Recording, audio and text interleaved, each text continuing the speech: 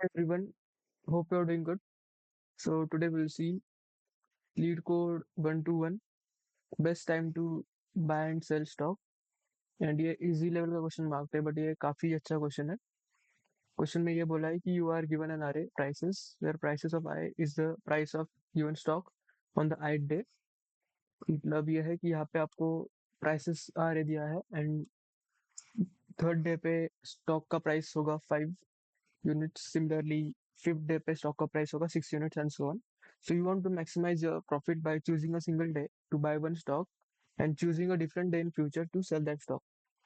Example आपने second day पे stock buy किया 1 unit में, तो आपके 1 rupees चले गए या 1 unit चले गए. तो अगर आपने उसको थर्ड डे पे या फोर्थ डे पे सेल किया तो आपको वो 3 यूनिट्स में बेचना पड़ेगा. तो आपको 3 यूनिट्स मिलेंगे. तो आपका ओवरऑल प्रॉफिट क्या होगा? Selling price minus cost price. तो cost price was 1 unit, selling price was 3 unit. तो 3 - 1 बिकम्स 2. बट आपको ऐसे कई सारे कॉम्बिनेशन मिलेंगे. मान लो आपने फर्स्ट डे पे बाई किया तो 7 यूनिट्स का पड़ा, लास्ट डे पे सेल किया तो 4 यूनिट्स में सेल करना पड़ा, but that is a loss transaction because 3 units का आपको घाटा हो गया. तो ये कॉम्बिनेशन तो सही नहीं है. तो जैसे इसमें इन सब कॉम्बिनेशन में बेस्ट वन सीम्स दैट आप सेकंड डे पे बाय करो एंड फिफ्थ डे पे अगर आप सेल करोगे. तो एग्जांपल में भी वही बोला है कि वही मैक्सिमम है आपका, तो आपको प्रॉफिट 5 यूनिट्स का होगा and that is a optimal answer और the maximum amount of profit you can gain. तो जैसे इस क्वेश्चन में अगर आप देखो तो यहाँ पे इन्होंने बोला भी है कि return the maximum profit you can achieve from this transaction. And अगर आपको ये प्रॉफिट अचीव नहीं कर पा रहे हो तो आपको रिटर्न जीरो करना है. ऐसे इस केस में हर एक ट्रांजेक्शन आप देखोगे तो लॉस लॉस ही है. हर एक ट्रांजेक्शन में आपको लॉस ही मिलेगा. ये आप ऐसा नहीं कर सकते कि आपने इस दिन बाय किया इस दिन सेल किया. ये तो नहीं कर सकते. आप करंट डे पे बाय कर रहे हो तो पास्ट में जाके सेल नहीं कर सकते, राइट? करंट डे पे बाय कर रहे हो तो फ्यूचर में ही सेल करना पड़ेगा आपको. तो जैसे मान लो आपने फर्स्ट डे पे बाय किया तो आपको अगले दिन किसी दिन अगले में से किसी दिन सेल करना पड़ेगा. एंड आप कभी भी सेल करोगे तो 100% आपको लॉस ही होगा. तो उस केस में आपको जीरो रिटर्न करना है. तो इसका एक बार लॉजिक देख लेते हैं, काफी अच्छा है. जैसे आप इस सारे को मैंने नोट डाउन किया है एग्जाम्पल वन में. तो मान लो आप किसी भी रैंडम डे पे हो, जैसे मान लो आप फोर्थ डे पे हो and you decide to sell your stock. I repeat, अगर आप फोर्थ डे पे हो and you decide to sell your stock, तो अगर आप सेल करना चाहते हो तो आप 100% ये चीज कंफर्म है कि आपने पास्ट में कभी बॉट बाई किया होगा, राइट? सेल को, स्टॉक को, सॉरी. तो अगर आपने स्टॉक को पास्ट में कभी बाई किया होगा एंड आप करंट डे पे उसको सेल करने का सोच रहे हो, तो बाय करने के ऑप्शंस क्या क्या हो सकते हैं? या तो आपने फर्स्ट डे पे बाय किया, सेकंड डे पे बाय किया या थर्ड डे पे बाय किया. तो फर्स्ट डे पे बाय किया तो 7 रुपीज आपको इन्वेस्ट करने पड़े. सेकंड डे पे आपने 1 रुपीज इन्वेस्ट किया, थर्ड डे पे आपको 5 रुपीज इन्वेस्ट करने पड़े. तो हर एक ट्रांजेक्शन में आप अगर इसका प्रॉफिट या लॉस देखो तो थर्ड फर्स्ट डे पे अगर आपने 7 रुपीज में बाय किया तो आपको 4 का लॉस हो रहा है. सेकंड डे पे आपने बाय किया तो 2 का लॉस हो रहा है. थर्ड डे पे बाई 2 का प्रॉफिट हो रहा है, सॉरी. एंड थर्ड डे पे अगर बाई किया तो 2 का लॉस हो रहा है. तो दो ट्रांजेक्शन में तो आपका लॉस ही हो रहा है, तो वो तो वैलिड ही नहीं है. और सेकंड जो डे पे अगर आपने बाई किया होता तो 2 का आपको प्रॉफिट होता, तो that seems your best bet. Similarly आप अगर इस वाले डे पे आओ, जैसे मान लो आपने सोचा कि आज मैं फिफ्थ डे पे जाके सेल करूंगा. तो इसमें आपको आप देखो तो थोड़ा मजेदार है क्योंकि आपको फर्स्ट डे पे बाई किया तो लॉस होगा, थर्ड डे पे और बाकी किसी भी दिन आपने बाई किया तो प्रॉफिट ही प्रॉफिट है. बट आपको देखना है कि उसमें मैक्सिमम प्रॉफिट आपको कब मिल रहा है. तो सेकंड डे पे आपने बाई किया तो 5 का प्रॉफिट है, थर्ड डे पे बाई किया तो 1 का प्रॉफिट है क्योंकि 6 - 5 = 1.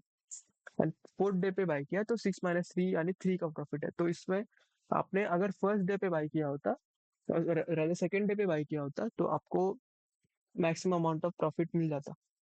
तो आप अगर सब कुछ भूल जाओ कि स्टॉक सेलिंग बाइंग या फिर जो भी प्राइसेस वगैरह सब भूल जाओ, आप नॉर्मल अरे का क्वेश्चन इसे मान लो एंड ये इंटीजर एलिमेंट्स है.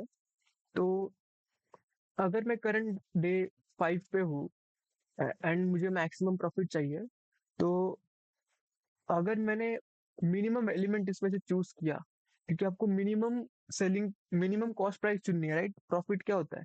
Profit is like selling price minus cost price. तो अगर इसको प्रॉफिट को इंक्रीज करना है तो सेलिंग प्राइस को कॉस्ट प्राइस को डिक्रीज करना पड़ेगा। तो अगर मेरी सेलिंग प्राइस 6 है, तो अगर मुझे मैक्सिमम प्रॉफिट चाहिए तो कॉस्ट प्राइस के मेरे कैंडिडेट कौन कौन से? 7 is there, 1 is there, 5 is there, 3 is there. तो कॉस्ट प्राइस अगर प्रॉफिट इंक्रीज करना है तो कॉस्ट प्राइस मिनिमाइज करनी होगी, तो मुझे मिनिमम एलिमेंट 6 से पहले अपीयर होने वाला मिनिमम एलिमेंट चाहिए मुझे। सिमिलरली तो यही लॉजिक हम यूज करेंगे, हर एक एलिमेंट के पास जाएंगे, उससे पहले जो भी मिनिमम एलिमेंट मिलता है वो देखेंगे, एंड फिर हम प्रॉफिट प्रॉफिट का ट्रैक रखेंगे, और इस सब में हमें जिस भी ट्रांजेक्शन में मैक्सिमम प्रॉफिट मिलता है वो नोट करके एंड में रिटर्न कर देंगे। प्रॉफिट हुआ ही नहीं तो ऑब्वियसली वी विल रिटर्न 0। सो जैसे इनिशियली हम लोग एक मिनिमम मिनिमम एलिमेंट का ट्रैक रखना था हमें, minimum element till current before current index.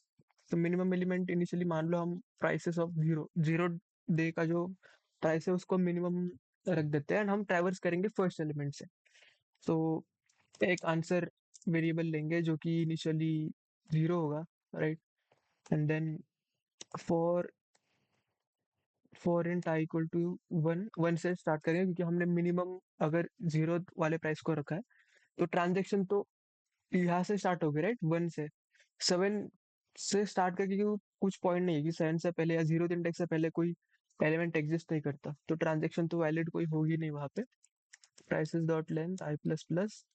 सो हमें क्या चेक करना है, अगर अगर तो करंट इससे पहले वाला जो इस इंडेक्स से पहले जितने भी एलिमेंट्स आते हैं उन सब में जो मिनिमम है, अगर करंट वाला जो प्राइसेस ऑफ आए है अगर वो उनसे बड़ा है तो ट्रांजेक्शन इज वैलिड, क्योंकि प्रॉफिट हो सकता है हमारा, राइट। और अगर प्रॉफिट हो सकता है तो प्रॉफिट कितना होगा, और क्या वो हमारे मैक्स से ज्यादा है करंट मैक्स से, तो उसके लिए आप देखेंगे कि क्या वो आंसर से बड़ा है। तो उसके लिए हम प्रॉफिट क्या होगा, प्राइसेस ऑफ आई माइनस मिन। एंड अगर तो price of i is less than मिन, तो उस केस में कोई ट्रांजेक्शन तो हो ही नहीं पाएगी। तो उस केस में हम लोग बस मिनिमम एलिमेंट को प्राइसेस ऑफ आई से सेट कर देंगे, क्योंकि हमें करंट आगे भी मिनिमम एलिमेंट का ट्रैक रखना है, राइट। इसका एक बार ट्रायल अगर हम करें तो जैसे अगर हम मान लो 3 पर थे, तो पहले हम सबसे पहले इससे पहले का minimum index is 1। So 3 is greater than 1। सो हम लोग ने प्रॉफिट कैलकुलेट किया, एंड वो करंट आंसर से बड़ा है तो हमने आंसर में स्टोर कर दिया। यही ऑपरेशन हम लोग कर रहे हैं यहाँ पे। एंड अगर वैसा नहीं है तो हम लोग बस अपना मिनिमम अपडेट करते जाएंगे, क्योंकि हमें फ्यूचर में वो मिनिमम काम भी आ सकता है। एंड रिटर्न बस हम एंड में आंसर कर देंगे। एक बार रन करते हैं, and i equal to it will be 1। इसको फिर से एक बार रन करके देखते हैं, and let's try to submit it. So yes, it is accepted. Thank you for watching the video.